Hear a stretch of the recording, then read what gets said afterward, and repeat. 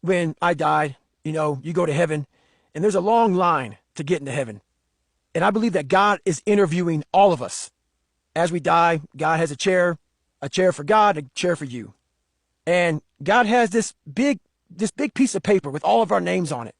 And I'm in line, I'm way back there, but I can see these different names on this big chart that God has. And he keeps on ripping the chart down. As people go by and God interviews them, he rips the chart down. The next chart comes up for the next name. As I'm getting closer, I keep on seeing this happening. So now it's my turn. And I see David Goggins on the chart. So I sit down. And let's say I never changed my life at all. Let's say I'm still that 300-pound guy spraying for cockroaches. And I live to be 75 years old. And I'm sitting here with God now for my interview. And I look on this paper right here in front of me. And God says, take a look at this chart. And it's my life chart. And it's the life that I was supposed to live. And on that chart, it has me at 185 pounds. It has me being a Navy SEAL. It has me being an Army Ranger. It has me going through all these different things I did in my life, or I was supposed to do in my life. Run these races, break these records. I was supposed to be a motivator to people. I was supposed to change people's lives. And I'm looking at this chart, and I'm this 300-pound man, and I died retiring from, spraying for cockroaches. And God looks at me and says, this is the life that you were supposed to have.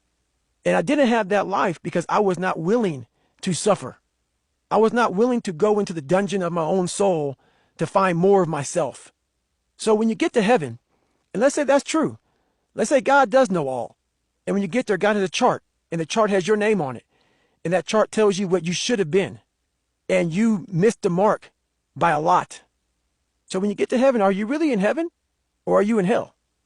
So my mindset now, with all that being said, is I do believe that God has a chart up there. And I know that God knows all. And that puts the fear of God in me. So how I live my life now is that even though God knows all, I sit back now and I work my ass off to the point where I want God himself, the one thing that knows all, to be up there in all of what I'm doing. I want him to be up there, even though he has the chart knowing all about me, I want him to be up there writing more as I'm living my life, because I want to exceed even God's expectations of what he thought I was capable of. I want God to be up there saying, I don't believe it.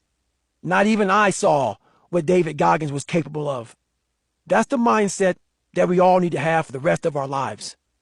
We need to shoot for more than what we even thought was possible. We have to go to a point in our lives where there is no finish line. There is no ending.